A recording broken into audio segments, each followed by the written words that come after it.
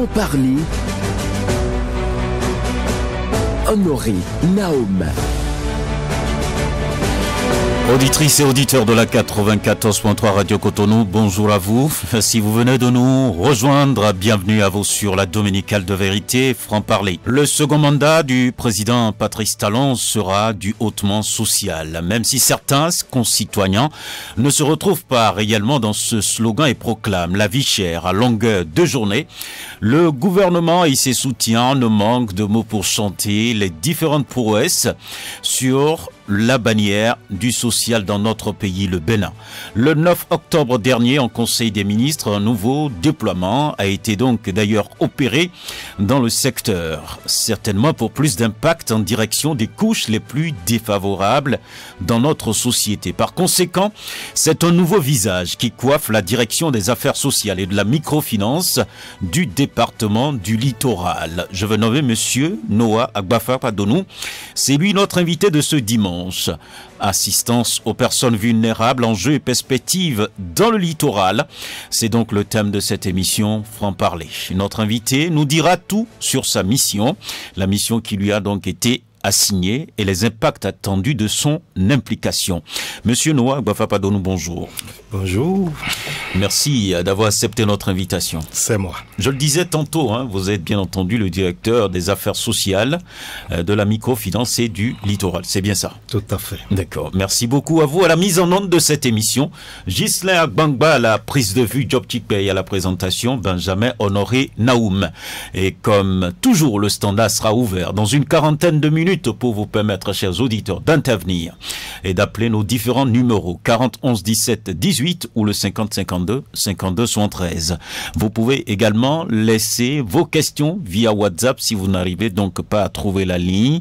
C'est au numéro 50 52 52 73. À nouveau, bonjour à vous, monsieur Agbafa-Padonou. Bonjour, monsieur Naoum. Voilà, c'est un plaisir de vous recevoir aujourd'hui sur notre plateau. C'est un plaisir exactement aussi pour moi. D'accord. Merci beaucoup de répondre présent ici pour nous parler, bien entendu, de votre secteur d'activité, d'autant plus que nous sommes là aujourd'hui pour parler du social, pour parler en direction de ceux qui nous écoutent et qui se retrouvent, bien entendu, dans une situation défavorable ou pas. Ce sont les réalités de la vie, il faut faire avec. Alors, je voudrais d'abord savoir, qu'est-ce qui a milité en faveur de votre nomination à la tête de la direction? Vous étiez là avant, dans une autre direction avant, c'est ça? Exactement, j'étais le conseiller technique au suivi des projets de Madame la ministre des Affaires sociales et de la microfinance qui a choisi de me redéployer dans le département du littoral en position de directeur des Affaires sociales et de la microfinance. Vous avez conseillé à votre ministre de vous repositionner ou bien c'est spontanément la ministre même qui a décidé de le faire? Assurément spontanément. Spontanément. D'accord. Donc, quand je dis qu'est-ce qui a milité, est-ce que vos compétences cadrent concrètement avec cette mission? Oui, assurément, puisque quand on parle de compétences, je ne parlerai pas de diplôme ou autre mesure. Oh non, pas du tout. Je dirais oui, j'étais en charge du suivi des activités, des actions, des projets, des programmes du ministère des Affaires sociales. Donc, j'étais celui qui lui faisait mes avis, qui était au suivi. Donc, elle a jugé que je maîtrise certainement un certain nombre de thématiques. Alors, elle aurait bien voulu que je puisse m'en occuper dans le département du littoral. D'accord. Alors, concrètement, quand on parle du secteur social, et surtout que vous venez donc d'un département, ministre chargé des affaires sociales de la microfinance, qu'est-ce qui domine? C'est la microfinance ou bien le social? Non, les deux vont de pair. Les deux vont de pair parce que la microfinance, vous aurez compris que on parle des finances. À l'entendement commun, on aurait pensé que c'est un secteur qui aurait été géré, bien qui devrait être géré par le ministère des Finances. Mais vous aurez constaté que cela a été une prérogative du ministère des Affaires sociales pour montrer que la microfinance est tout simplement un vecteur de promotion, un vecteur de protection sociale. Donc pour nous, lorsque nous parlons de microfinance, c'est beaucoup plus une action en direction des couches qui sont exclus du système classique. Donc, vous comprenez que cela rentre totalement... Le système classique des banques. Des banques et autres microfinances. Donc, ici, l'État leur offre une possibilité d'obtenir aussi un crédit à un taux totalement bonifié et aussi qui bénéficie d'un accompagnement des SFD et aussi de FNM, donc du Fonds national de microfinance, et aussi d'une direction qui est en charge des microfinances. C'est d'ailleurs pour cela que vous allez constater que le ministère des Affaires sociales porte deux grandes directions. La direction générale des affaires sociales et la direction générale de microfinance. Donc c'est pour dire que les deux vont de pair. D'accord. Et quand on prend bien entendu la direction départementale, globalement sur tout le territoire national, quelle est la mission concrètement ? La direction départementale des affaires sociales est un démembrement territorial du ministère des Affaires sociales. D'accord. Donc cette direction est chargée sur l'espace de sa compétence de veiller surtout à la mise en œuvre des actions de protection sociale et aussi de la solidarité nationale. Mais ceci en direction... Vous allez revenir sur ces deux expressions. Ça m'intéresse bien. Ça vous intéresse bien. Parfait. Protection sociale et la solidarité nationale. D'accord. On y reviendra. Allez-y. Oui. Vous voyez, et ces actions de protection sociale et de solidarité nationale au profit des ménages pauvres et des ménages pauvres extrêmes, au profit des familles en situation difficile et au profit des enfants ou des adolescents qui sont en situation difficile.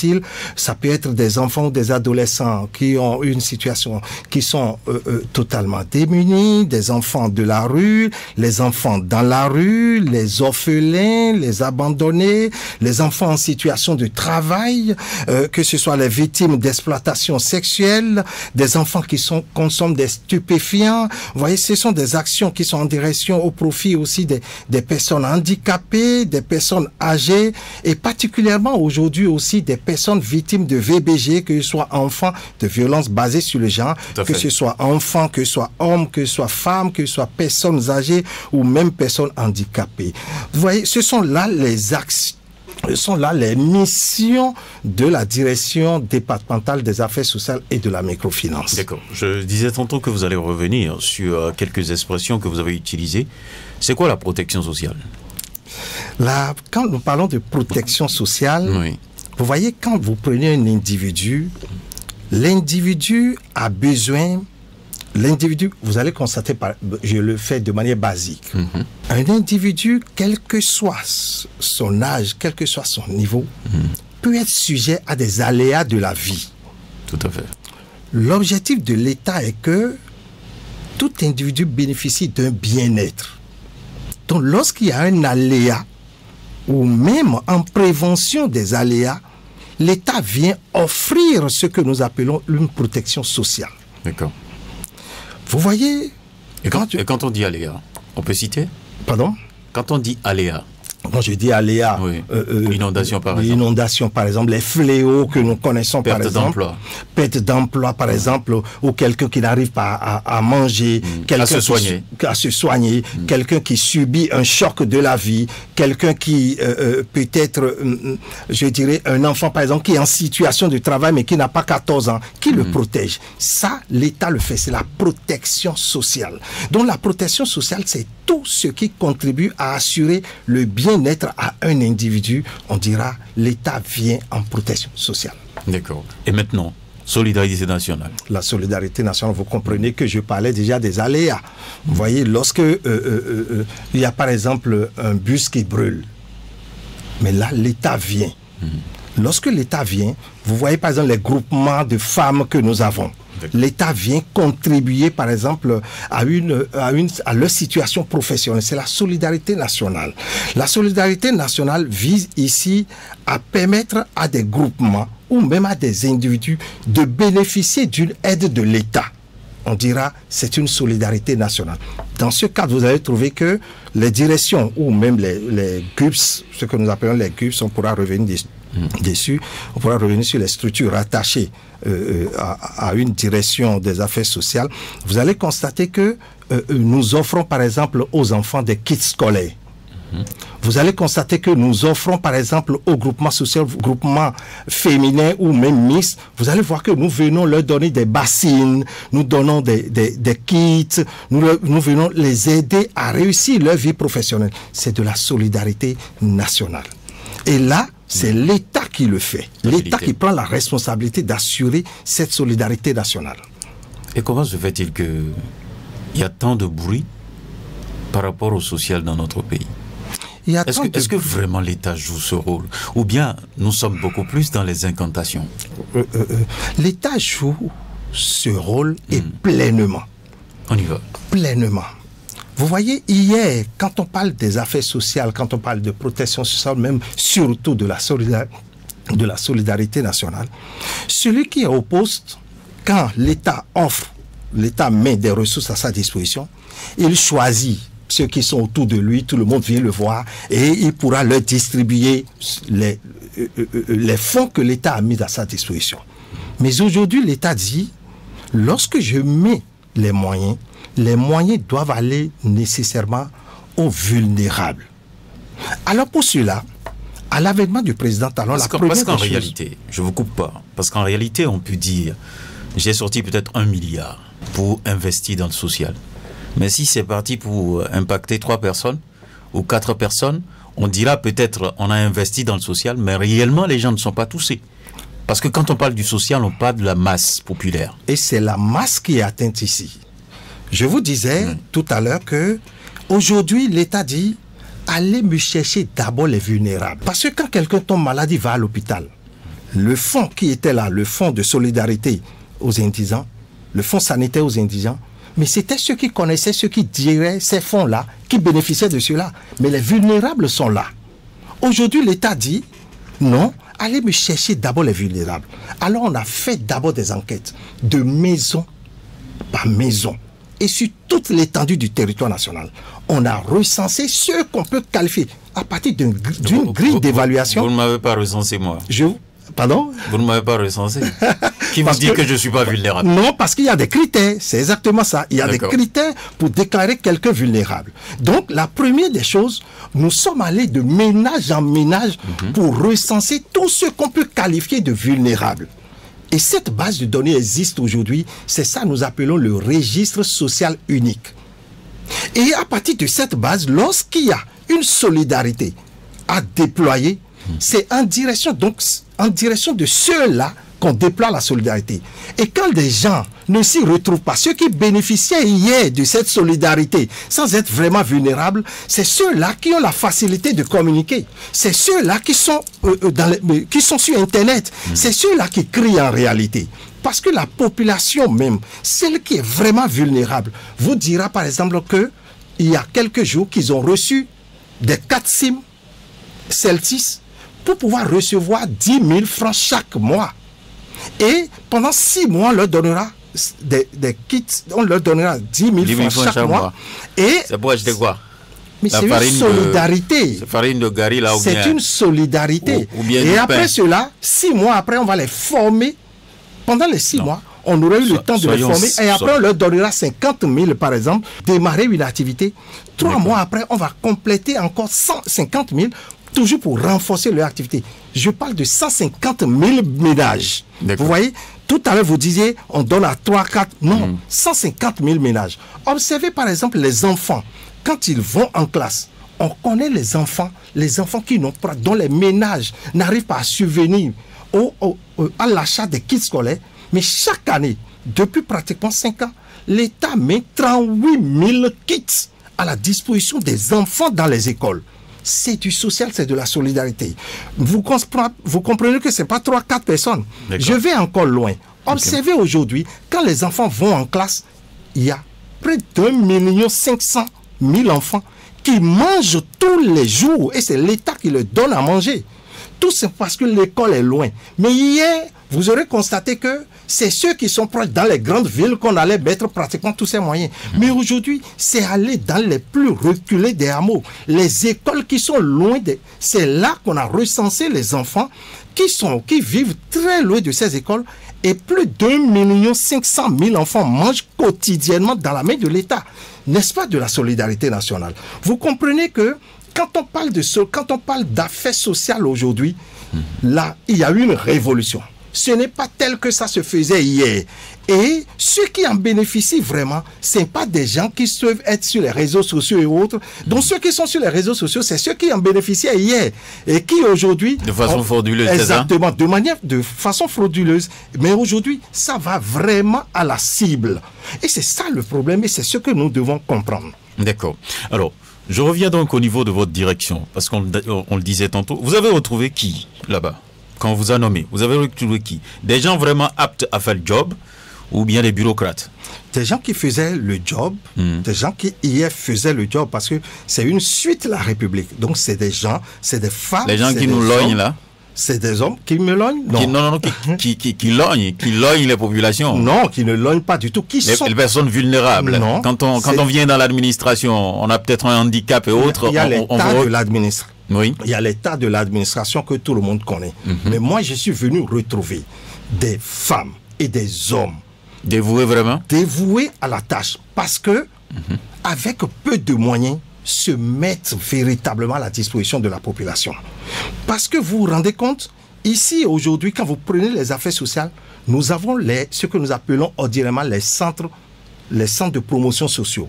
Les centres de promotion sociale, les CPS, centre social, qui aujourd'hui sont transformés en ce que nous appelons guichet unique de protection. Pour dire que... Pourquoi ce changement de dénomination? Vous voyez, nous avons au-delà de ce que nous faisons, nous avons beaucoup d'autres acteurs qui contribuent véritablement à la protection sociale et à la solidarité nationale. Et la population vient chez nous, bénéficie d'un certain nombre d'appuis, des services du ministère des Affaires sociales, mais il y a beaucoup d'autres services dont ils peuvent toujours bénéficier, qu'on ne retrouve pas dans les centres de promotion sociale. Alors, l'État, la nouvelle vision est de réunir tous ces acteurs dans un seul centre pour que quand l'usager vient, il puisse bénéficier de tout le paquet de protection sociale et de solidarité nationale. D'où alors la terminologie a changé. On parle de guichet unique de protection sociale. Vous allez au guichet unique de protection sociale aujourd'hui, vous allez voir, par exemple, les conseillers H. On pourra revenir sur ce projet. Les conseillers H. Vous pouvez retrouver, par exemple, un point focal de l'INF, de l'Institut national de la femme. Et vous allez retrouver là beaucoup d'autres acteurs. Vous voyez, beaucoup d'autres acteurs qu'on retrouve aujourd'hui dans les GUPS, dont on n'a plus besoin de quitter le centre social, aller rechercher l'INF quelque part, aller rechercher le projet H ailleurs, aller rechercher d'autres projets ailleurs. Non, on les réunit sur un seul espace et c'est ça que nous appelons le guichet unique de protection sociale. On en était à 85. Donc si mon épouse me gifle à la maison, je ne suis pas obligé d'aller, bien entendu, au niveau de l'INF avant de porter plainte contre elle. Pas nécessairement. Vous allez tout simplement dans les centres qui sont très proches de vous. Oui. Je parle des GUPS, qui sont les centres de promotion sociale, qui sont à côté de vous. Et c'est d'ailleurs pour cela que même le maillage aujourd'hui a été étendu. On était pratiquement à un GUPS par commune, mais nous avons créé, le ministère des Affaires sociales a créé d'autres GUPS. Cotonou en avait 6. Aujourd'hui, nous sommes à 8, parce qu'il y a un certain nombre d'arrondissements, on a constaté qu'ils étaient trop cumulés. Donc nous avons par exemple le GUPS de Ménotin qui est créé aujourd'hui, le GUPS de Arok-Bokwe, le GUPS... Vous voyez, il y a d'autres GUPS qui sont créés aujourd'hui, toujours pour être plus au service être plus au service de la population. Au-delà des GUPS qui sont sous la direction des affaires sociales, nous avons KTE. Le KTE qui est à Sainte-Rita-là, qui est un centre qui a été mis en place, qui permet, lorsque on prend un enfant de la rue, cet enfant de la rue, il faut s'en occuper. L'objectif pour nous n'est pas de le garder dans un centre de protection, d'accueil et de protection, ce que nous appelons les orphelinats. C'est pas ça notre objectif. Notre objectif est de réussir la réintégration de cet enfant dans sa maison. Et pour cela, l'État a mis en place un centre que nous appelons le centre d'accueil et de transit des enfants, c'est à Sainte-Rita, là, un peu avant le pont en quittant chez vous, où on dépose l'enfant de rue, nous on s'en occupe, on lui offre une protection pendant environ 3 mois. Nous accueillons les enfants de 5 à 17 ans que nous protégeons là et nous veillons sur eux. Et après, nous tentons la médiation avec leur famille pour pouvoir réussir leur réintégration sociale. C'est ça le rôle. Mais nous avons le centre de promotion sociale des amblyopes qui est à Segbea, qui ici prend les amblyopes, donc les personnes qui ont des malvoyants, que nous formons à leur écriture braille. Mais pour réussir leur intégration, nous prenons non seulement ces amblyopes, mais nous les associons avec les enfants qui sont bienvoyants, que nous mettons ensemble pour pouvoir réussir leur intégration. Vous allez là aujourd'hui, vous allez pouvoir voir près de 150 enfants qui fréquentent cette école et que l'État nourrit quotidiennement. Mieux encore, l'État les nourrit quotidiennement. Nous avons par exemple, vous allez trouver, nous avons le CIPEC, qui est le Centre intégré de prise en charge des personnes victimes de VBG, une femme battue. Nous leur offrons tout de suite la protection sanitaire. Donc, il y a les médecins qui sont là, qui prennent cette prise en charge totale, une prise en charge totale, sans un franc de cet enfant qui est violé. Ça, mais vous allez là, c'est minimum 5 à 10 enfants, chaque 5 à 10 filles ou femmes par jour que nous protégeons. Il n'y a pas de garçon dedans? Non, puisque c'est nous parlons de viol. Okay. Vous voyez, nous parlons de viol. Et quand il y a des hommes, les hommes aussi s'adressent au CIPEC, hein, il n'y a pas de problème. Nous les protégeons. On peut violer aussi les hommes.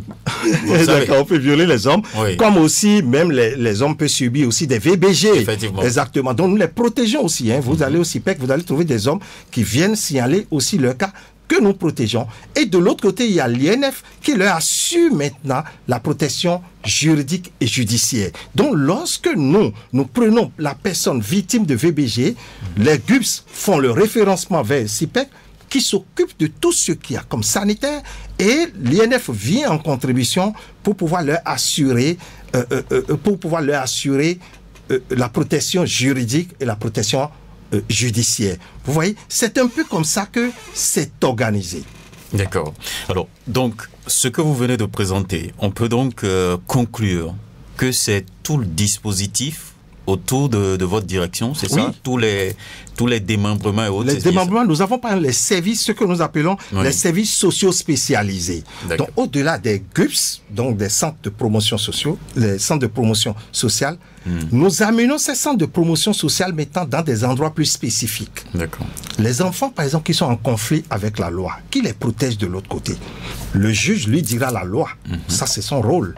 Mais qui protège ces enfants? C'est pour cela que nous avons, par exemple, le service social spécialisé de justice. Nous avons le service social spécialisé scolaire. Les enfants, par exemple, qui vont en classe et qui n'ont vraiment pas les moyens, au-delà des kits que nous leur offrons, au-delà du kaki que nous leur offrons. À Cotonou, pour cette rentrée, nous avons offert près de 3000 kits aux enfants vulnérables, aux filles et aussi aux garçons. Mais ces enfants-là les parents peuvent ne pas pouvoir payer parce que l'État a veillé à ce que toutes les filles aillent à l'école gratuitement. Oui. Ça, c'est du social, c'est pas 3-4 enfants. Pour motiver les filles. Vous voyez, pour motiver les filles à aller à l'école. Et on leur envoie aussi quelques jetons, pas Momo. Vous comprenez. Oui.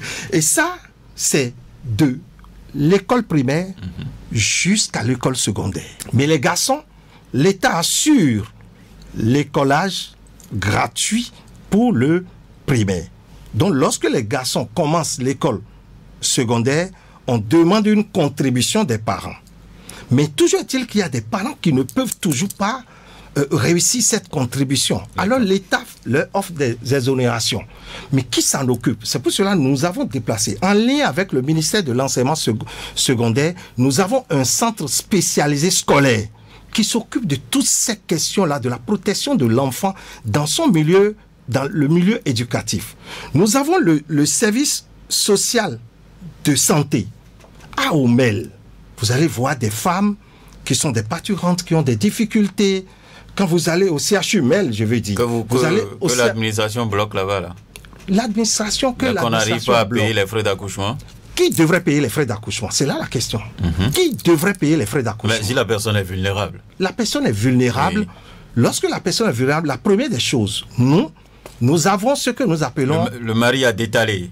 N'ayant pas les moyens, il a fui. Je suis totalement d'accord. La première des choses que nous faisons, l'État offre ce que nous appelons la protection sociale. Donc l'État a mis en place l'ANPS, l'Agence nationale de protection sociale, qui est venue puiser dans la base dont je vous ai parlé, les vulnérables dont nous avons parlé, et l'État leur offre, l'État leur distribue des cartes. Nous appelons carte H Assurance.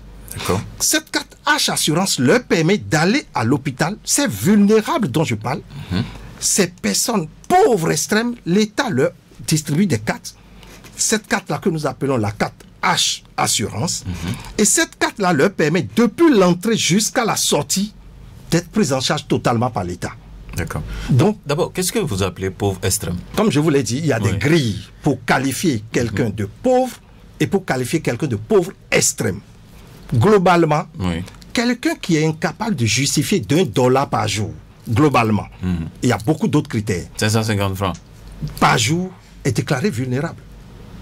Mais en plus du fait que la personne ne soit pas capable de justifier ou d'obtenir $1 par jour de par ses activités professionnelles, la personne manque de toutes les commodités. La personne n'a pas l'eau, la personne n'a pas l'électricité, la personne n'a rien. On en voit plein dans nos villages. Il dort carrément à la Belle Étoile. Vous comprenez que c'est pas à Cotonou qu'on vient les chercher. La grande majorité n'est pas à Cotonou. Or, ceux qui crient sur les réseaux sociaux, majoritairement, sont dans les grandes villes. Le gros village, là, c'est à Cotonou aussi. Hein. Oui, il y a des localités où il n'y a rien. Oui, je suis d'accord. Il n'y a aucune assistance. Oui, non, mais c'est pour cela que même quand je parle, par exemple, il y a pratiquement près de 8 écoles, 8 ou une dizaine d'écoles, prises en charge, par exemple, par ce que j'ai appelé les cantines scolaires. Pourtant, c'est à Cotonou. À Cotonou, j'ai dit tout à l'heure qu'on a distribué près de 3000 kits scolaires aux filles. Vous voyez que c'est à Cotonou. Ça veut dire qu'on sait qu'il y a des pauvres à Cotonou et des extrêmes pauvres même à Cotonou. Extrêmes pauvres, là, c'est quoi? C'est ça que je suis en train de vous expliquer. Et c'est vous qui m'avez interrompu. Je parle d'extrêmes pauvres. Je vous ai dit, le pauvre, a priori, c'est quelqu'un qui est incapable de justifier $1 par jour comme revenu. Mais au-delà du fait que la personne ne puisse pas justifier d'un revenu $1, la personne manque de toutes les commodités, d'un certain nombre de commodités. Vous voyez, d'un certain nombre de commodités, là, la personne est déclarée extrême pauvre. Il peut marcher de Calavi à Cotonou. Oui, ça peut être le sport. Donc, vous voyez, la personne manque d'un certain nombre de commodités. On dira alors, oui, la personne est extrême pauvre. Nous les connaissons aujourd'hui. Et de jour en jour, nous travaillons encore à corriger cette base. C'est pour cela que la semaine dernière, vous allez constater que l'Instad, je parle de la semaine dernière, l'Instad est descendu dans tous nos hameaux pour refaire cette base. Parce qu'il peut y avoir quelqu'un, cette base, nous l'avons faite il y a un certain nombre d'années, il peut y avoir des gens dont la vie est devenue relativement reluisante, qu'il faut alors enlever, donc cette base est relativement exclusive, mais nous l'avons voulu encore plus inclusive parce que il peut y avoir beaucoup d'autres personnes dont la situation aujourd'hui a changé en pire. Nous les remettons encore dans cette base de données. C'est cette opération que nous avons faite la semaine dernière. Vous comprenez que nous savons correctement, le président de la République sait ce qu'il faut faire. Là, quand on parle de protection sociale, c'est pour tout le monde. Mais nous parlons de la solidarité nationale. Il faut que cela aille véritablement aux cibles. Et c'est ce que nous faisons. Cotonou, c'est la métropole. C'est la grande ville. D'autres parlent de capitale économique, même si, bon, on a seulement la capitale politique qui est à Porto Novo. Alors, on sait quand même que Cotonou est la métropole. Et vous, on vous a envoyé à Cotonou pour faire ce job, parce que le littoral, c'est Cotonou. Alors, concrètement parlant, qu'est-ce qu'on vous a dit? Qu'est-ce qu'on vous a... La mission assignée derrière le rideau, c'est pas ce qu'on a dit publiquement. Qu'est-ce qu'on vous a dit de faire à Cotonou pour véritablement montrer aux uns et aux autres que le gouvernement est en train d'impacter le social à Cotonou? Ce qu'on m'a dit, d'abord par rapport, on m'a donné des orientations en matière de protection des affaires sociales, de promotion des affaires sociales et en matière de promotion de microfinance. Ce qu'on m'a demandé, et c'est cela ma mission, c'est de coordonner de suivre et d'évaluer correctement les structures rattachées que nous avons. D'accord, c'est la mission. Pour s'assurer que la mission est vraiment bien exécutée. Faite dans les structures rattachées à ma direction. Deuxième chose qu'on m'a dite, c'est de veiller à la vulgarisation des tests, les tests législatifs et réglementaires de mon secteur. Okay. Troisième chose, on m'a demandé d'initier des actions et des activités en faveur de la promotion des valeurs familiales, de l'amélioration des conditions de vie des familles, des enfants, des filles, des personnes âgées, des personnes handicapées, et surtout de réussir l'accompagnement psychosocial des enfants en situation difficile et aussi l'autonomisation de la femme. On m'a demandé d'assurer correctement l'appui conseil aux collectivités locales, parce que c'est aussi ça notre rôle. Les collectivités locales, nous leur faisons de l'appui conseil. C'est ça le rôle de la direction des affaires sociales. Donc d'aller vers les arrondissements, d'aller vers les mairies, notre mairie, et de réussir véritablement le conseil, de réussir véritablement l'appui conseil.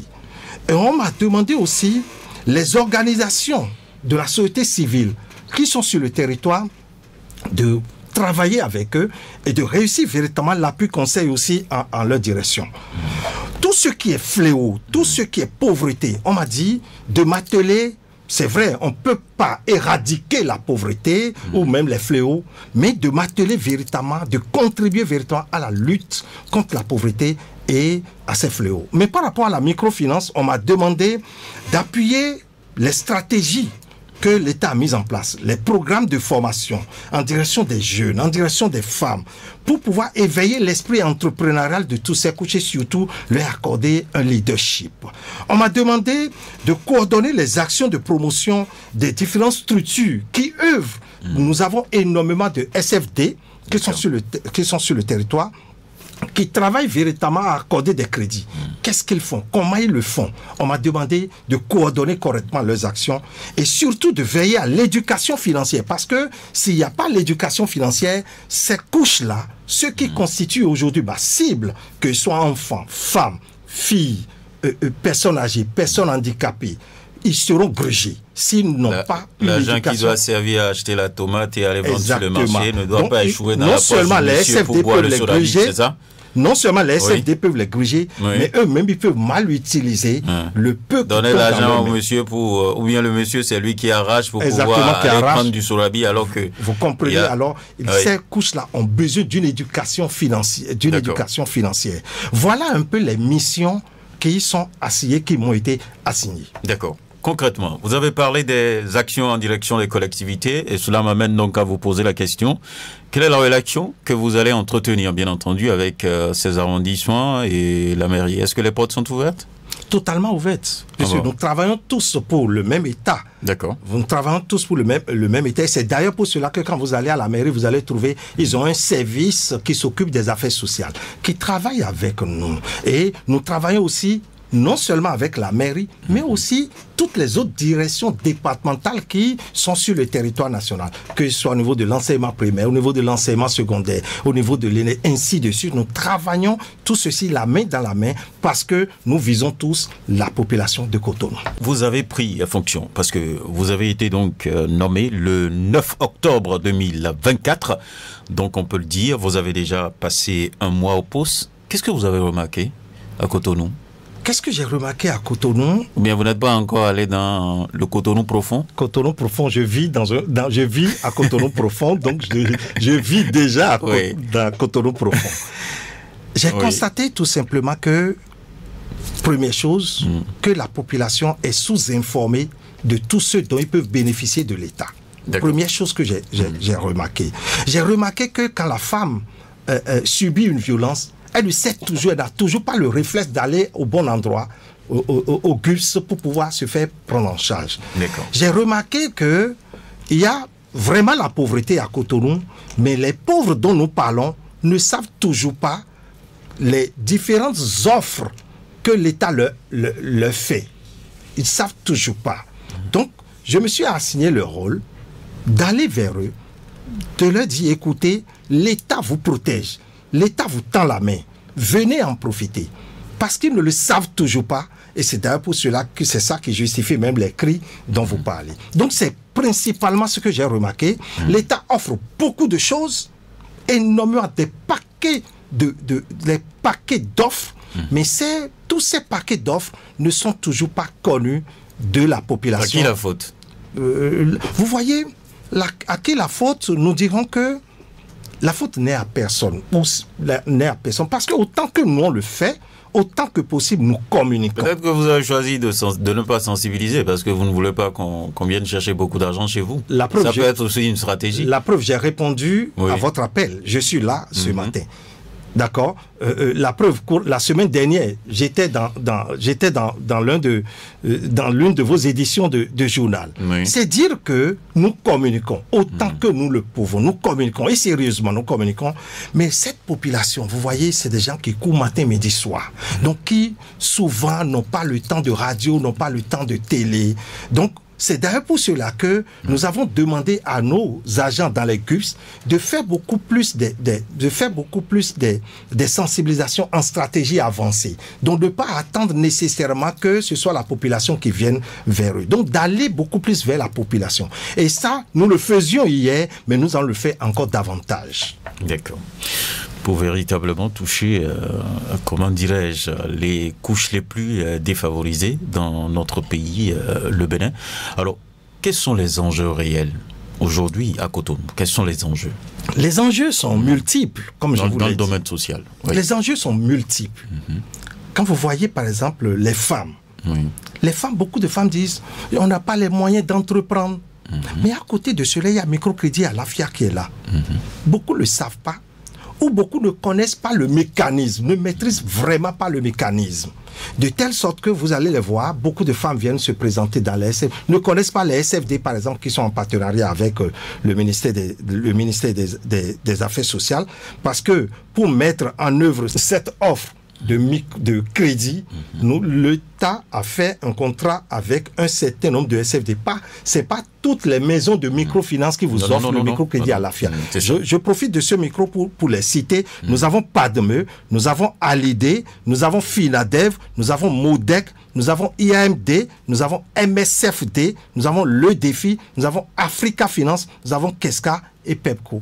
Ce sont les 10 à Cotonou qui sont en partenariat qui sont capables de vous offrir le microcrédit à l'AFIA. Microcrédit à l'AFIA, vous vous présentez. C'est 3 personnes. Mais vous allez voir. Moi-même, je peux y aller? N'importe qui peut y aller. D'accord. N'importe qui peut y aller.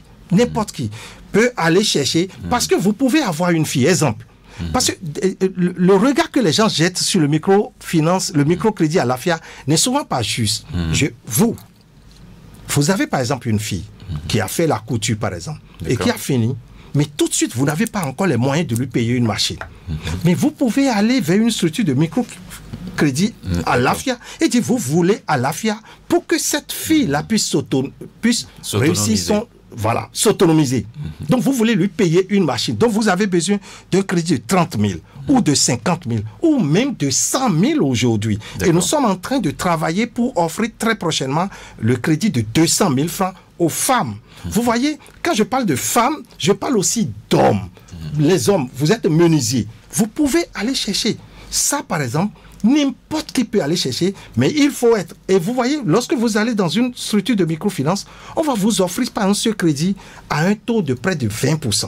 Mais l'État vous l'offre à un taux totalement bonifié de 4% à peine. Donc, lorsque vous avez... Pourquoi pas gratuitement? Parce qu'il faut... les intermédiaires doivent être payés. D'accord. Vous voyez, les intermédiaires... L'État peut supporter ça, non? Pour faciliter la tâche aux populations. La preuve, lorsque vous prenez 30 000 ou 50 000, vous ne payez même pas les frais de retrait. Ça, l'État prend ça et supporte, par exemple, ces frais de retrait. Vous voyez, l'État fait... Quand on parle, l'État ne gagne pas. L'objectif de l'État n'est pas de gagner, mais c'est de réussir l'autonomisation des filles et des garçons. C'est ça l'objectif. Vous voyez, là, vous n'avez pas besoin. Vous faites des groupes solidaires. Je le répète, c'est 3 personnes ou 5 personnes et vous allez vers l'une ou l'autre des institutions de microfinance que j'ai citées. Vous déposez votre dossier Le système est fait hier. Donc, Ghislain, Job et moi, Honoré, on forme une équipe de trois. Et on peut aller chercher l'argent. Vous avez besoin juste de votre RAVIP. Vous vous rendez compte de combien c'est simple? Vous avez besoin juste, on ne vous impose même pas une carte d'identité. D'accord. Vous avez besoin juste de votre RAVIP, de votre CIP ou même de votre carte d'identité si vous en avez besoin. Si vous en avez, et vous allez tout simplement vous positionner à une... Et eux, ils prennent votre dossier qu'ils vont envoyer au FNM, contrairement à hier, où on leur remettait... Avec RAVIP, là, vous pouvez nous trouver. Exactement, vous comprenez. C'est ça encore. C'est ça encore. Oui. Vous voyez, le fait de réussir RAVIP même est une mesure sociale. D'accord. Parce que ça permet aujourd'hui de bénéficier... Mesure de traque, j'allais dire. Non. Parce que même si nous sommes dans notre tanière, vous pouvez venir nous chercher. Non, ça se fait. C'est pas normal. Oui. C'est quand même normal qu'un individu qui est dans un pays, qu'on puisse le connaître, non? Est-ce que c'est de la traque? L'identifier facilement. C'est normal, puisque ce n'est pas de la traque, ça. Puisque quand on vole quelque chose chez vous, vous allez à la police et vous demandez à la police de retrouver la personne. S'il n'y avait pas RAVIP, comment la police peut retrouver la personne? Donc l'objectif de l'État n'est pas de traquer personne, mais c'est de pouvoir identifier tous ces citoyens et de pouvoir leur offrir des services quand ils vont se positionner, quand ils viendront vers l'un ou l'autre, leur offrir des services, quand ils vont se positionner, quand ils viendront peut-être au niveau du ministère des Affaires sociales ou à la police ou ailleurs. Il faut que l'individu soit connu. Parce que si on ne connaît pas la personne, comment on peut lui offrir quelque chose? Donc c'est ça, ce n'est loin des traques. La preuve, ça se fait dans tous les pays aujourd'hui. Vous allez au Togo, vous allez au Togo, vous allez dans presque tous les pays aujourd'hui. Chaque pays fait le RAVIP. Peut-être ça peut porter un autre nom. Mais il y a une identité physique, une identité juridique qu'on accorde à toute personne. Et c'est d'ailleurs ça qui nous permet de réussir la base de données dont je vous ai parlé, le RSU, le registre social unique. Et c'est ça qui vous permettra, quand quelqu'un va venir au pays, qu'on puisse l'identifier. Même les étrangers ont le RAVIP, qu'on appelle RAVIP ressortissant. Parce qu'il faut les connaître. Si on ne les connaît pas, c'est suffisamment grave. Qu'un individu soit dans un pays, on ne le connaît ni d'Adam ni d'Adam. Et c'est parce qu'il y a eu RAVIP là, qu'aujourd'hui, regardez comment on se gênait hier quand on veut faire l'acte de naissance d'un enfant. Mais aujourd'hui, aussitôt l'enfant naît... Vous voulez nous dire que ça aussi c'est du social? Mais ce n'est pas du social ça. Lorsque l'enfant naît et qu'il faut se traquer pour pouvoir obtenir... Il faut faire énormément de courses. Mais aujourd'hui, aussitôt l'enfant naît, l'État a facilité l'acte de naissance. N'est-ce pas du social? Tout simplement parce qu'on connaît le père. Mais vous payez combien? 500 francs. Oui. C'est ça? 500 francs. Hier, est-ce que c'était 500 francs qu'on dépensait pour avoir l'acte de naissance?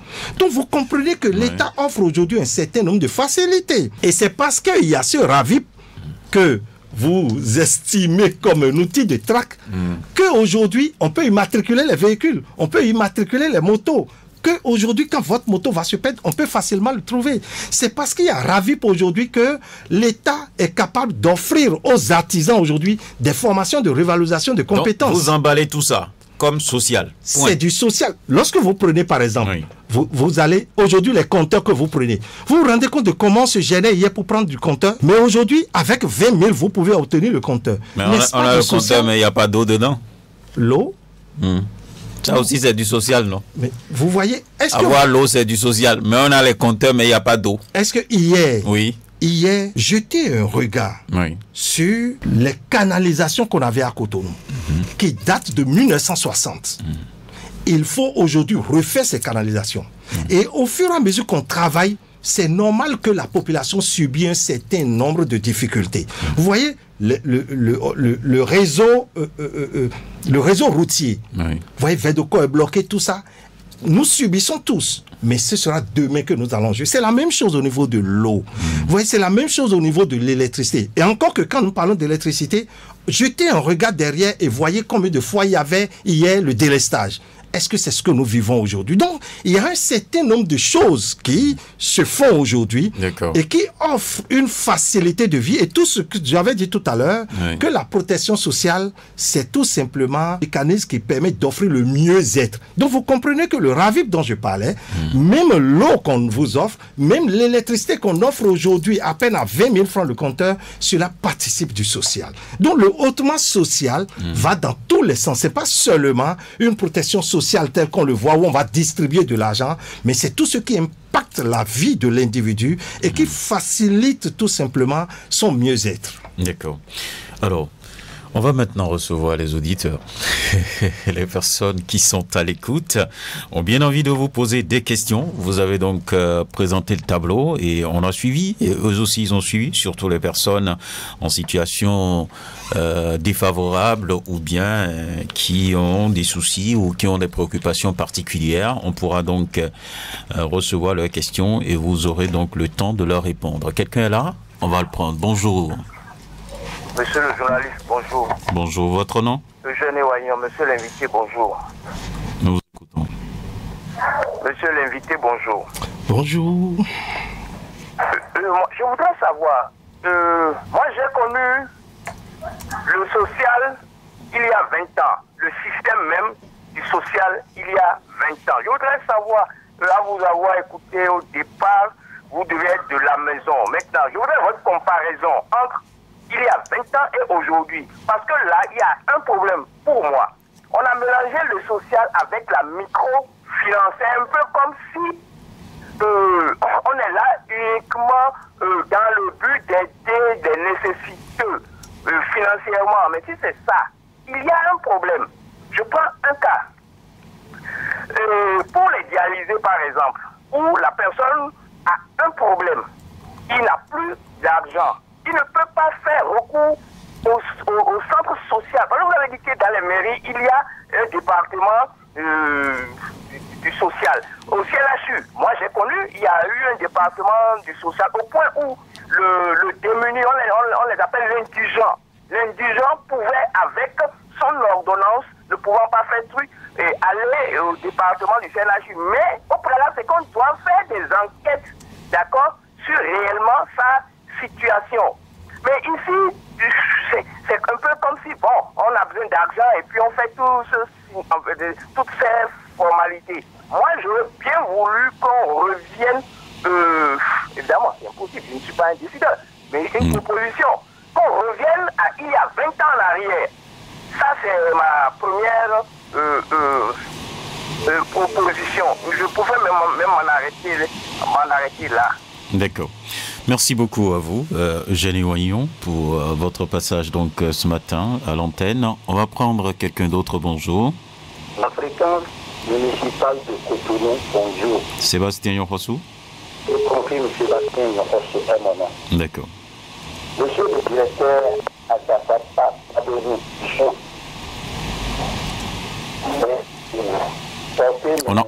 on a du mal à vous suivre, hein? On a du mal à vous suivre, là. Directeur de cabinet de la ministre. Sébastien Yonfossou. Oui.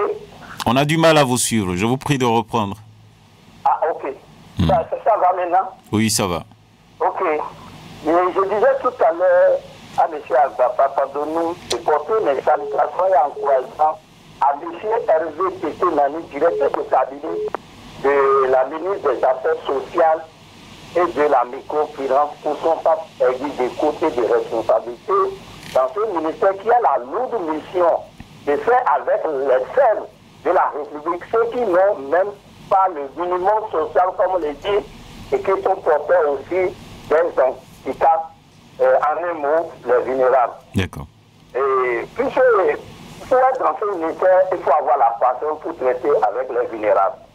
Et monsieur le directeur, pourquoi malgré tout ce que fait l'État, et vous venez de citer, il y a toujours des plaintes, surtout dans nos centres sociaux. Les handicaps, ceux qui sont des protèges des handicaps, viennent dire qu'on ne les prend pas toujours en compte. On leur dit d'aller chercher ci, d'aller chercher ça. Malgré que vous voyez qu'ils sont handicapés, qu'ils sont porteurs, qu'ils ne sont pas bien, on les tourne en rond. Et des fois, ils vont dire pour des aller-retour. Ma deuxième préoccupation, les dialysés. Vous savez que tous les gouvernements passés ont toujours pris en charge ces dialysés. Mais pourquoi notre gouvernement d'aujourd'hui ne veut pas prendre en compte ces dialysés?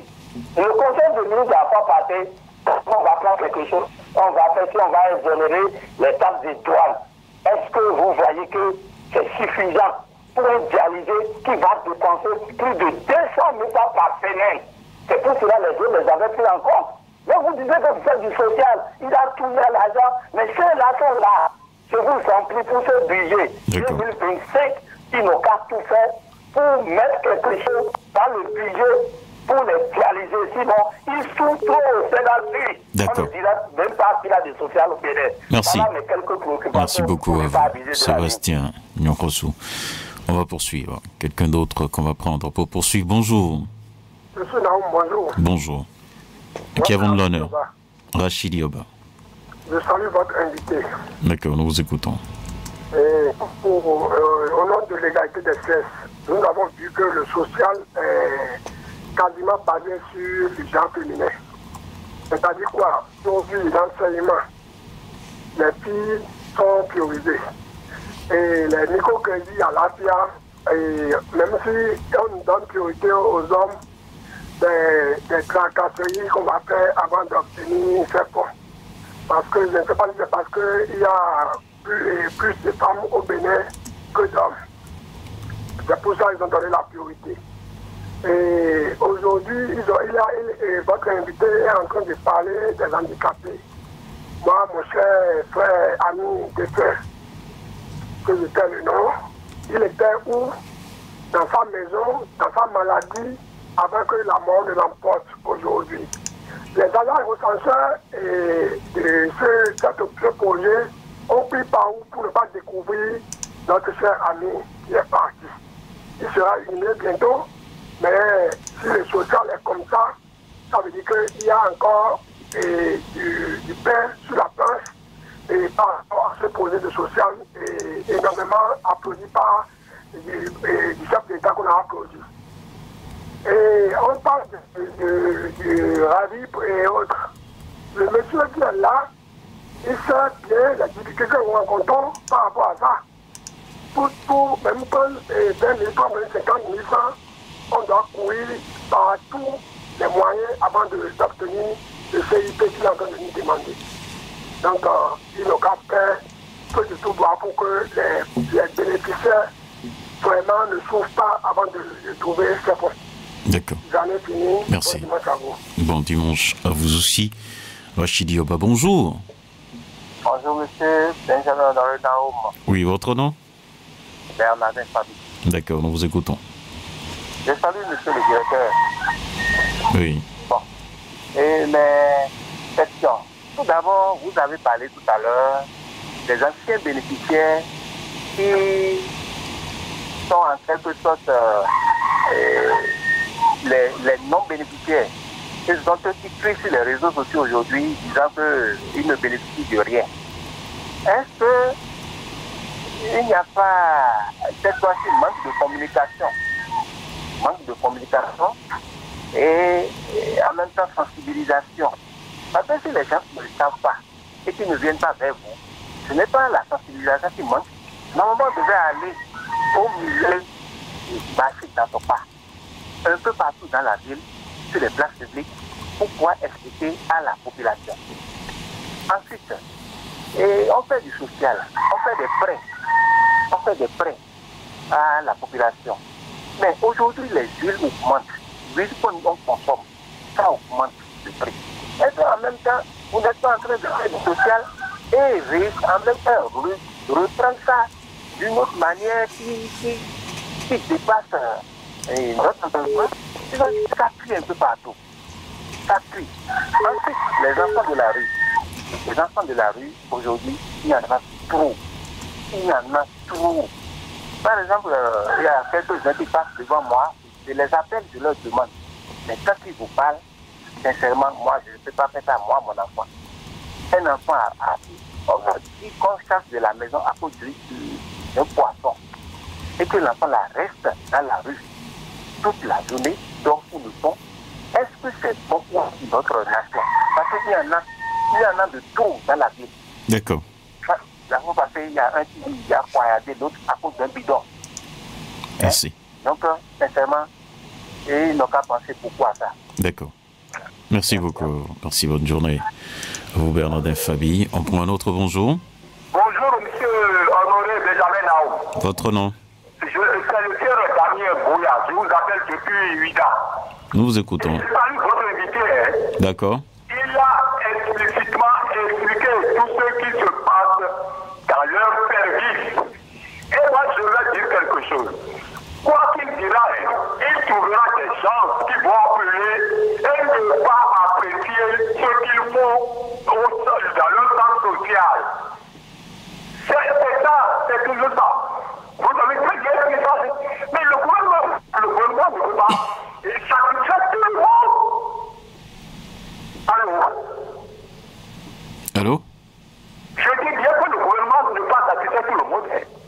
gouvernement ne peut pas satisfaire tout le monde. Pourquoi le gouvernement ne peut pas satisfaire tout le monde? Oui.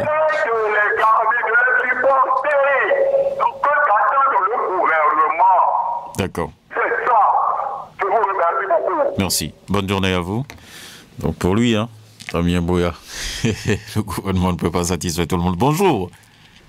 Allô, oui, bonjour, monsieur Benjamin Honoré Nao. Oui, votre nom? Madame Laura Tinové. Nous vous écoutons, madame. Oui. Bonjour, monsieur Padonoa. Bonjour, madame.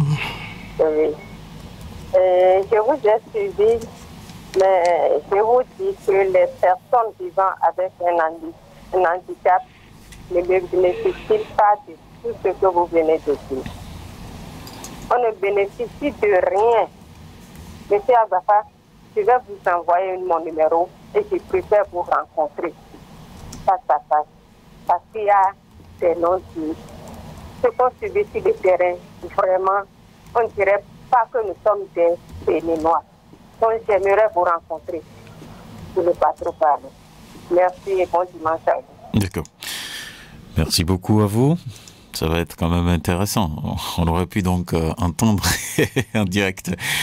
Mais là, ça va chauffer. Hein.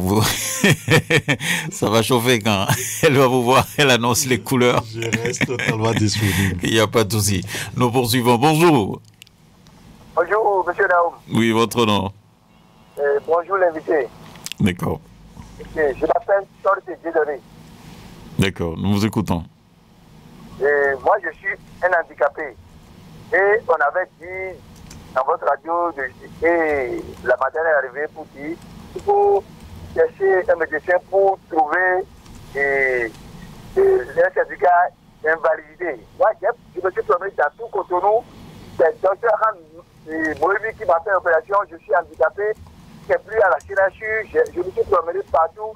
Je n'ai trouvé personne pour trouver le certificat d'invalidité. Maintenant, moi, je ne bénéficie de rien. Je suis à Cotonou, je suis Béki depuis 2022. Et je ne sais pas là où je vais passer pour les patrons pour pouvoir bénéficier de quelque chose. Là, je suis handicapé, je suis Béki. Il y a 4 enfants, les enfants vont à l'école, mais c'est les aides qui tous les amis le font, ils m'aident un peu, sinon je suis pratiquement là. Comme vous avez invité une ménage, on veut savoir où est-ce qu'on va arriver. Parce que quand on va au centre social, là, ils nous négligent. Ils nous négligent. Ils ne savent même pas comment nous devons recevoir. Le centre social de Jola, de casse auto, là, ils nous négligent. Hein? C'est-à-dire, j'ai amené les enfants qui vont au bac, on dit de faire les papiers, on a fait les papiers. Ils n'ont pas, même pas, rien fait, ils n'ont rien fait. D'accord. D'accord, merci. Merci beaucoup à vous. On va prendre le tout dernier intervenant. Dès que quelqu'un se pointe, on va le recevoir. Bonjour. Bonjour, monsieur Honoré Nao. Votre nom? Idrissou Liamidi Poumayon. Nous vous écoutons. Votre invité a parlé de la collectivité locale. Moi, je dirais non. Cette collectivité est organisée pour des électeurs et qui empêche l'évolution. Qui empêche l'évolution. Et les lubies, les ambitieux empêchent aussi les indigents de recevoir des crédits. Vous parlez du moins de l'école gratuite. Nous payons 1180 francs de 6e en 3e. Seconde en terminale, 16 180 francs. Difficilement les parents payent ça. Quand le président a parlé de retournement social, nous croyons qu'il allait transformer le Bénin comme le pays qui a organisé la Coupe du Monde. Monsieur, pardonnez, c'est faux. Ils vont chercher leur famille et copains pour faire des prêts, pour leur donner de l'argent de l'État. Pendant cette période de microfinance, Oui. nous parlons de la morosité. Est-ce que ces 30 000 francs va suffire pour résoudre l'impôt et les taxes qui rangent dans nos marchés? Chose pas de nous. CPS, protection sociale, affaires sociales et microfinance ne marchent pas à cause de la confiance qu'on a confiée aux responsables. Messieurs, D'accord. nous sommes tous les services d'État là ne marchent pas correctement. D'accord. D'accord. On a compris. Merci beaucoup à vous. À bientôt, Yamidou Koumayon. On revient au studio avec vous, avec notre invité, et qui va donc répondre aux questions, Monsieur Noah Agbafa Padonou.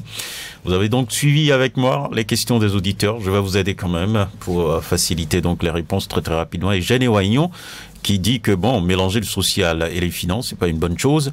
Il a parlé des cas des dialysés, des indigents. Il nous demande même de revenir en 20 ans en arrière. Je ne sais pas ce qu'il met dans 20 ans en arrière, il n'a pas donné de détails, mais si vous savez, vous pouvez donc lui répondre. On commence par lui. Mélange social et finances, pour lui, ça ne marche pas. 20 ans en arrière m'intéresse bien. D'accord. Puisque hier, Oui. nous savons comment on gérait le social. Dites-vous, même si je prends ONASA, qui a été fermé, vous vous rendez compte de comment on s'échinait pour pouvoir acheter 1 kilo de maïs. Il faut connaître quelqu'un. Et tout notre système était basé sur il faut connaître quelqu'un. Qui t'a envoyé? Qui t'a envoyé? Et aujourd'hui, on dit non. La question n'est pas qui t'a envoyé, mais qui doit en bénéficier. Okay. Et lorsqu'on a pu identifier qui doit en bénéficier, on travaille pour. Et cette base de données, comme je l'ai dit, est perfectible. Donc on est en train de travailler pour. Lorsqu'on revient... Donc vous êtes conscient que c'est pas encore totalement parfait. Mais c'est une évidence, c'est une œuvre humaine. Okay. Et une œuvre humaine, aucune œuvre humaine n'est parfaite. Chaque jour que Dieu fait, moi je vais passer mon temps, je vais passer. Quelqu'un d'autre va venir encore perfectionner ce que moi je vais faire. Donc c'est une évidence, aucune œuvre humaine n'est parfaite. Vous voyez, lorsqu'on parle de dialyser, hier, on parle par exemple même de prise en charge dans les hôpitaux. Hier, il y avait le fonds sanitaire des indigents, qui était un fonds mis en place et qui était dans la main du ministère de la Santé. Je veux que les gens comprennent. Ce n'est pas le ministère des Affaires sociales qui gère le fonds. Nous facilitons les enquêtes sociales pour que ceux-là puissent en bénéficier. Mais vous vous rendez aussi compte, c'est pour ça que je dis, 20 ans en arrière m'intéresse. Comment on gérait ce fonds? Où il faut connaître quelqu'un. C'est pour ça qu'il faut supprimer. Non, ce n'est pas supprimer. Mais vous voyez, lorsque c'est mauvais, c'est qu'il faut restructurer. Actuellement, il y a une commission qui travaille pour la restructuration de ce fonds. Cette commission-là est trop lente. Tant mieux. Ça ne marche pas. C'est comme... Oui. Pendant cette restructuration... comme l'escargot. Ça évolue pendant comme l'escargot. Pendant cette restructuration, vous voyez... Les populations vous attendent et vous dites qu'il y a une commission qui travaille pour avoir à côté, l'appui. Pendant qu'il y a une commission qui travaille pour cette restructuration, qu'est-ce que nous faisons au niveau du ministère des Affaires sociales? D'accord, dites-nous. Lorsque vous allez dans les hôpitaux aujourd'hui, que ce soit CNHU ou OMEL, mais presque tous les jours que Dieu fait, moi je reçois des dossiers des personnes, femmes ou hommes, qui n'ont pas la possibilité de payer leurs charges. La première des choses, nous avons un petit fonds. Ça, c'est du ministère des Affaires sociales. Pour les accompagner, c'est un fonds d'urgence.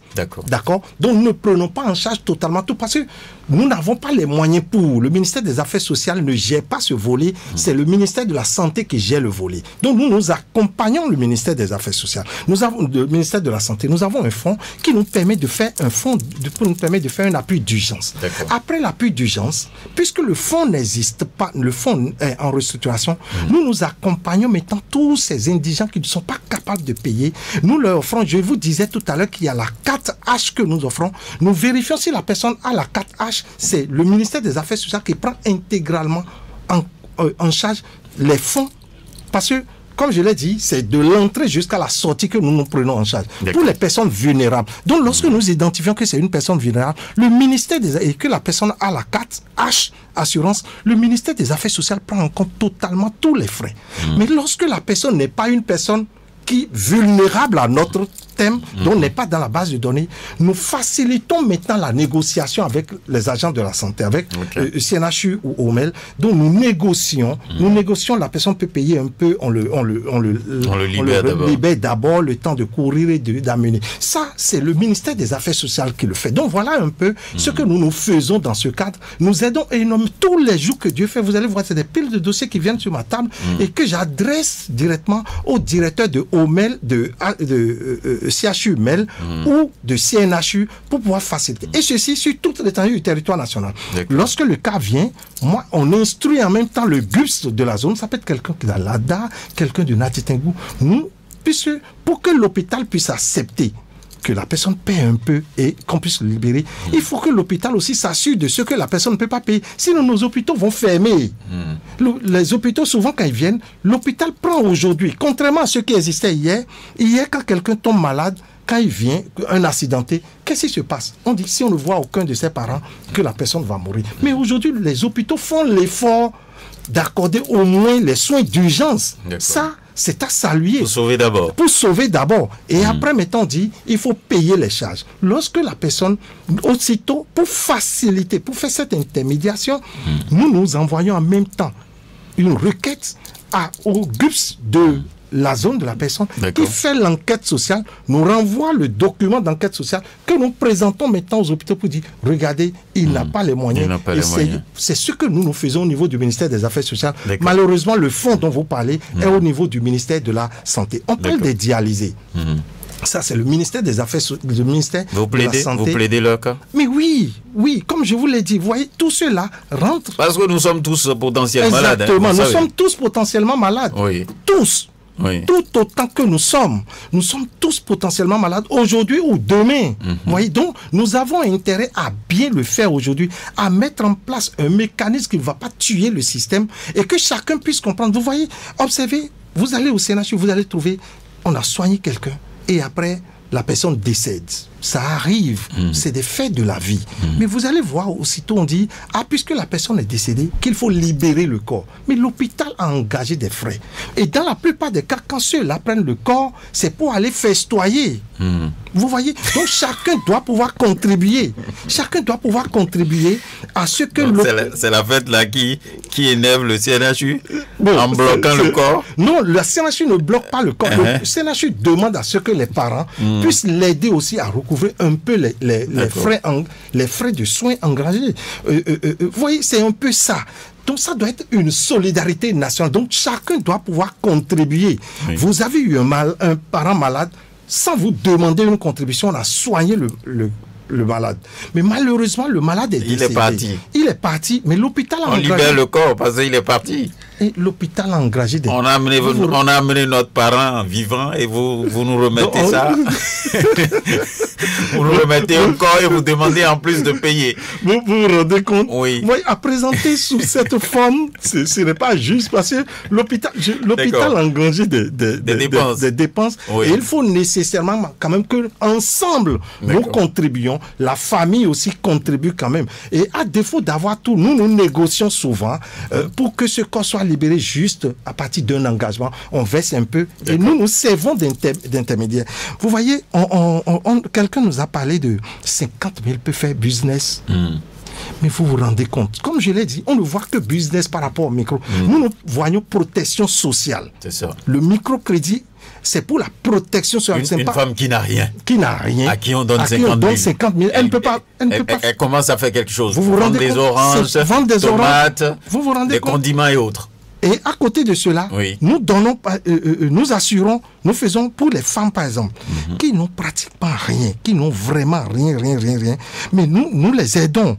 Aujourd'hui par exemple, quand vous voyez, il y a 2 ou 3 semaines, le 30 octobre dernier, nous avons étudié ce que nous appelons les dossiers de secours. Qu'est-ce que nous appelons secours? C'est une femme, c'est un homme, c'est une enfance malheureuse, un enfant qui est totalement malheureux. Et on dit, aidez-nous à entreprendre. Ça, cette personne-là ne va pas passer de l'argent, mais nous dit, aidez-nous. Nous étudions le dossier.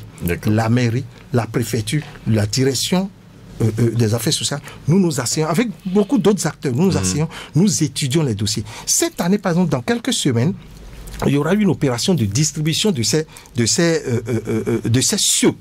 secours temporaires que nous faisons. 175 personnes vont bénéficier de ces secours temporaires. Je ne parle pas, tout à l'heure, quelqu'un disait femmes, mais il y a les hommes dans les 175 dossiers. Et nous allons distribuer près de 14 150 000 francs. Et ça, c'est l'État. Je peux être sur la liste? Vous, là, vous comprenez que vous n'êtes pas... C'est ce qui se passait hier. Puisque vous êtes mon ami, j'aurais pu mettre votre dossier dedans. C'était ce qui se passait hier. Mais aujourd'hui, on fait l'enquête sociale, on va dans la maison, c'est la communauté même qui dit oui, la personne n'a vraiment rien. Et ce n'est qu'en ce moment que nous, on étudie. La personne peut demander 100 000, nous on dit non, en fonction de notre caillotte, en fonction de ce que non, nous allons lui accorder 50 000 pour démarrer une activité. Vous voyez ça, c'est les secours temporaires que l'État offre. Et ça se fait dans tous les départements. Dans tous les départements. Le littoral va faire son opération de distribution de ces secours très vite, certainement dans quelques secondes. D'accord. Sébastien Rossou, il dit qu'il y a trop de plaintes au niveau des centres sociaux. Laura Tinogwe aussi a dit, mais ça ne se passe pas comme vous êtes en train de dire sur le terrain. Donc, elle viendra dans votre bureau donc pour en parler concrètement. Qu'est-ce que vous répondez à ceux qui pensent qu'il y a trop de plaintes au niveau des centres sociaux? C'est normal. Vous voyez, la population béninoise est relativement pauvre. Donc tout le monde, a priori, a besoin des centres, des GUPS, des guichets uniques de protection sociale. Tout le monde en a besoin. Mais nous n'avons pas suffisamment d'argent. C'est aussi là l'autre problème. Nous n'avons pas suffisamment d'argent dans les GUPS. Donc à un moment donné, le service peut être relativement lent, peut ne pas être prompt tel que... Mais si vous n'avez pas l'argent, c'est pas pour ça que vous n'allez pas bien accueillir les gens. Non, l'accueil autant que possible est bien fait. Il faut sourire, même si on n'a pas l'argent, il faut sourire, il faut bien accueillir. D'abord, c'est les personnes qui portent des handicaps. Si vous vous moquez encore d'eux, c'est pas bien. On s'en moquera jamais. Jamais. Parce que personne n'est loin de l'handicap. Voilà. Personne. Vous voyez, n'importe qui peut quitter sa maison et aller sur la route et connaître un accident et bam, la personne est devenue handicapée. Donc, tout le monde est susceptible, ou du moins, tout le monde peut devenir handicapé. Donc, personne ne doit... Déjà, vous portez les verres, je porte les verres, donc nous sommes même déjà des handicapés potentiels. Tout à fait. Vous voyez, donc, on ne peut pas s'en moquer. Je dis personne, aucun des agents ne peut s'en moquer. Mais le service peut ne pas être aussi prompt que l'usager le demande, tout simplement parce que peut-être le service qu'il demande nous requiert, par exemple, une enquête sociale, par exemple. Mais lui, il en a besoin tout de suite. Mais nous, le process nous demande nécessairement de faire d'abord l'enquête sociale. Et pour faire l'enquête sociale, c'est qu'il faut descendre dans sa maison, l'écouter lui-même d'abord, écouter ses parents, écouter ceux qui sont autour de lui, faire maintenant le rapport d'enquête sociale. Vous voyez, tout ça, ça prend du temps. Ça prend du temps. Or, l'usager, lui, il est pressé, il a besoin. Et pour celui qui disait que la personne qui disait qu'il n'a pas pu trouver un médecin, il aurait pu se rapprocher, enfin, du moins, tous les GUPS. Il a besoin d'un certificat d'invalidité. D'invalidité, oui. Tous les GUPS. Comment on peut l'aider? Non, ce n'est pas du tout difficile. Tous les GUPS ont les numéros d'un certain nombre de médecins assermentés qui peuvent délivrer ce certificat. Et nous avons facilité même la délivrance de ce certificat. Aujourd'hui, nous sommes en train de délivrer aux personnes handicapées. Nous avons fait le répertoire et nous sommes en train de très bientôt, nous allons leur délivrer la carte d'égalité de chance. C'est cette carte-là qui va permettre aux personnes handicapées de bénéficier de tout ce que l'État, de tout le package que l'État, d'appui que l'État est en train de leur proposer. Vous voyez, les personnes handicapées aujourd'hui, l'État, vous vous rendez compte, vous vous rappelez que le chef de l'État a fait même, a rencontré les personnes handicapées au début de l'année, a discuté avec les personnes handicapées, les établissements qui aujourd'hui forment les personnes handicapées. Ce sont surtout les établissements privés de formation de ces personnes handicapées. L'État leur propose aujourd'hui une subvention annuelle. L'État offre ce que nous appelons l'aide sociale aujourd'hui aux étudiants handicapés qui ne sont pas secourus et qui n'ont pas de bourse. D'accord. Vous aidez les pauvres, mais pas derrière. Le prix de l'huile monte sur le marché. Donc un auditeur en a parlé, Bernardin Fabi. C'est comme si vous donnez, vous reprenez pas derrière. Comment on fait ça? Est-ce que vous, au moins, est-ce que vous envoyez le message, cet indicateur-là au ministère du Commerce pour dire, mais voilà, les prix sont en haut sur les marchés, donc c'est du social quand même. Le ministère des Affaires, le ministère de l'Industrie et du Commerce a aussi ces démembrements qui s'occupent de ces questions. Et vous voyez comment un ministre, même un directeur, peut voir l'huile, je dis même un directeur ou un président de la République, peut voir l'huile monter. Tout le monde connaît l'importance de l'huile dans les différents plats que nous consommons tous les jours et à tout moment. Donc, lorsque l'huile augmente de prix, c'est une évidence que le prix du plat aussi augmente. Tout à fait. Ça, tout le monde en est conscient. Et quand tout le monde en est conscient, est-ce que vous êtes sûr que le président ou même le ministre peut ne rien faire? Il y a quelque chose qui... Le ministre, il a mangé 6 fois, même s'il veut. Il peut manger 6 fois par jour. Oui, mais il peut grignoter, il peut faire tout ce qu'il veut. Oui, c'est une évidence. Oui. Je ne conteste pas cela. Mais vous êtes d'accord avec moi que le ministre justifie son utilité par sa capacité à régler ces problèmes-là. Donc le ministre, même si lui peut manger 20 fois par jour, il ne peut pas rester silencieux, il ne peut pas rester sourd, il ne peut pas rester insensible à tout ça. Donc le ministère du Commerce sera en train de s'activer assurément pour que quelque chose puisse être fait. Parce que quand il n'y a pas à manger à la maison, on retrouve les enfants dans les rues. Et quelqu'un a dit que c'est en hausse là. Il y a beaucoup d'enfants dans les rues. Beaucoup d'enfants dans la rue, mais écoutez, cela s'explique comment? Cela s'explique par l'irresponsabilité des parents aujourd'hui. D'accord. Vous vous rendez compte que je vous ai parlé de KTE, de notre centre d'accueil de transit des enfants, où les enfants restent maximum 3 mois, ces enfants de rue. Il y a des enfants, nous les prenons, nous tentons l'intégration en famille, nous arrivons là-bas et les parents nous disent non, gardez cet enfant. Il faut garder. Nous avons déjà donné à l'État. Vous vous rendez compte? L'irresponsabilité des parents. Et ça... Parce qu'ils n'ont pas de quoi nourrir cet enfant. Non, c'est pas ça. Parce qu'ils se disent... Mais c'est un récalcitrant. Exactement, ils trouvent que c'est un récalcitrant. Ça dépasse la famille. Ça dépasse la famille. Donc aujourd'hui, le vrai problème, c'est la perte des valeurs familiales. C'est la perte des valeurs familiales et de la solidarité autour des enfants, autour de tout ce qui est famille.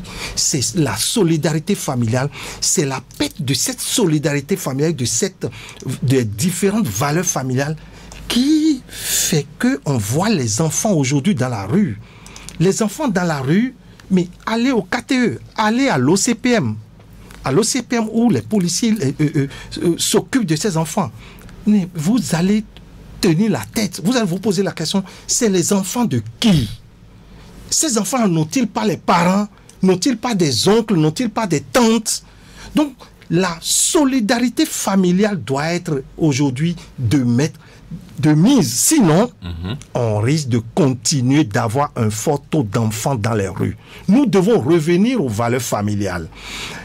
Si on ne le fait pas, c'est pas évident que le nombre d'enfants dans la rue descend. Chacun doit pouvoir prendre ses responsabilités. Lorsqu'un homme se lève et il engrosse une femme, qu'est-ce qu'il fait? Est-ce qu'il comprend sa responsabilité? Ses parents doivent pouvoir l'éduquer. L'éducation familiale, nous devons revenir à cela. Les parents, c'est vrai, le père sort, la mère sort tous les matins, mais quand on revient, on doit s'occuper de nos enfants. Nous devons les éduquer. Si cela manque, nous allons retrouver les enfants dans la rue. Ce n'est pas du fait de l'État. L'État fait tout ce qu'il peut faire pour que ces enfants-là puissent connaître une réintégration en famille, mais malheureusement c'est compliqué. D'accord. Il y a sur la page WhatsApp Monsieur Tous Carlos Kodjovi, John Doe, il habite Godometogoudou. Il dit, monsieur l'invité, vous allez beau donner les arguments, mais sachez que vos 10 arguments ne pourront pas nous convaincre dès lors que les nombreux Béninois souffrent,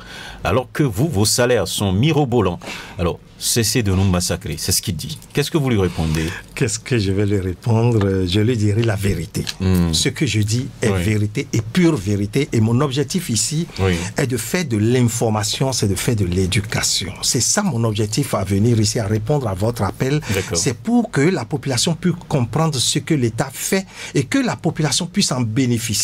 Qu'on ne reste pas dans son coin à dire l'État ne fait rien. On a tout fait de rester dans son coin et dire l'État ne fait rien, l'État ne fait rien.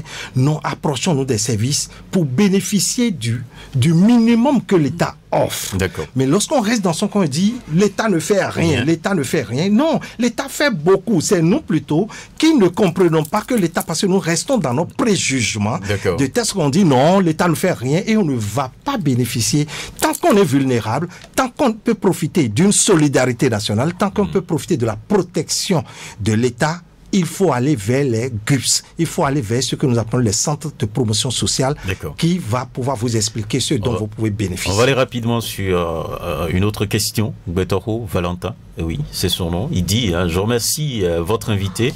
J'ai quelques préoccupations. Il définit le social comme étant toute politique impactant la population et la déférant un mieux-être optimal et ne constitue pas seulement en une distribution d'argent. Je suis tout à fait d'accord. Mais je suis peiné qu'on ne puisse pas trouver une solution idoine aux problèmes liés à l'eau dans la zone d'Apapa. Voilà, sa préoccupation. J'en avais parlé tantôt au cours de l'émission où les gens ont besoin d'eau mais ils n'en ont pas. Donc lui aussi revient donc sur cette préoccupation. Il dit, un autre qui dit bonjour chers journalistes, je vous suis avec attention et je tiens à vous souffler que l'acte de naissance est à 1000 francs. Voilà. Et non à 500 francs. Il dit l'acte de naissance pour l'avoir c'est à 1000 francs. Aujourd'hui le Gari est à 500 francs et vous dites que l'État offre 10 000 francs par mois aux personnes vulnérables. Selon vous, l'État ne peut pas faire plus? C'est la question. Est-ce que vous ne pouvez pas faire plus? Lorsqu'on dit... ouais, vous vous rendez compte, lorsqu'on dit 10 000 francs pendant 6 mois, et 50 000 après 6 mois, 50 000 après 3 mois encore, pour 150 000 ménages. Donc l'État, pour un État qui est un État à revenus basés sur les impôts et les taxes, c'est déjà un effort. Et il a fallu que l'État s'adresse à la Banque mondiale, à l'accompagnement de la Banque mondiale, pour pouvoir obtenir ses ressources. Ça fait, si ma mémoire est bonne, ça fait environ 60 milliards de francs CFA. Parce qu'au-delà de ce qu'on offre là, les GUPS dont j'ai parlé seront reconstruits. On va reconstruire, parce que les CPS que vous voyez, les GUPS que vous voyez, il y en a beaucoup qui laissent à désirer. Ce projet va reconstruire ces GUPS. Les femmes, par exemple, nous allons assurer le dividende démographique. Parce qu'il y a beaucoup, par exemple, qui font beaucoup d'enfants, mais qui ne calculent pas, qui ne voient pas, est-ce que je peux supporter ces enfants? Enfin, c'est Dieu qui donne en Afrique. C'est Dieu qui donne en Afrique. Il y a Binanzon Joël qui parle de haricots et aussi du maïs. Les coûts sont en hausse. Et il y a Charlemagne Sarkoyon qui dit « J'aimerais savoir ce qui a amené le régime à suspendre l'aide portée aux personnes qui ont l'insuffisance rénale. » Donc je pense que bon, vous l'avez expliqué, c'est l'État qui décide donc d'accorder ce appui. Insuffisance rénale, c'est pas microfinance, ou bien c'est santé. D'accord. On va finir. Votre mot de fin. Je dirais merci à Radio Cotonou, qui est notre radio du département du littoral. Merci infiniment. Merci aux faut venir nous soutenir aussi. Hein. Merci aux auditeurs. Je dirais aux auditeurs que l'État, autant qu'il le peut, tend la main à la communauté. Parce que tout le monde est conscient de l'état de paupérisation de notre population. L'État, quel que soit le secteur, s'active. S'active, mais ne satisfait peut-être pas encore totalement. Mais pour le peu qui est fait, je lance une adresse à la population pour qu'elle puisse aller s'enquérir de tout ce qu'on peut offrir, de tout ce dont elle peut bénéficier dans les guichets uniques de protection. Quand il y a une difficulté, vous avez une difficulté, levez-vous, allez vers les centres de promotion sociale tels qu'on a l'habitude de les GUPS, allez vers eux, discutez avec eux, posez-leur le problème que vous avez. Ils sont là pour vous orienter. Soyez patients. Il n'y a pas souvent un pléthore d'argent là. Alors soyez patient parce qu'il y a un mécanisme pour vous offrir. C'est un peu comme hier où l'argent peut mettre la main dans la caisse de l'État et vous donner directement. Non. Aujourd'hui, même si vous venez demander 10 000, il faut l'enquête sociale pour savoir si vous êtes vraiment vulnérable. Ce n'est plus n'importe qui. Donc, la population doit être patiente, accompagner ces agents qui sont dans les GUPS pour que le service puisse leur assurer pour leur bien-être et aussi pour la satisfaction de ces agents-là qui sont là, dont le rôle est de voir le sourire sur le visage. C'est ça le rôle de tout agent social. Voir le sourire sur celui qui vient, qu'il soit vulnérable ou non. Son rôle, c'est de lui apporter le sourire. Et ça, tous les jours que Dieu fait, quelles que soient les conditions, les agents sont disponibles pour les offrir. Merci beaucoup à vous, Monsieur Noah Agbafapadonou. Vous êtes le directeur des affaires sociales et de la microfinance du littoral. À nouveau, merci pour votre passage sur l'émission Franc-Parler. Fidèles auditrices et auditeurs, merci à vous aussi pour l'écoute et la participation à cette émission. Était à la mise en onde Gisler Bamba à la prise de vue, Job Chikpey à la présentation, Benjamin Honoré Naoum. Restez câblés, 94.3 Radio Cotonou. Bonne suite de journée dominicale à chacun et à tous.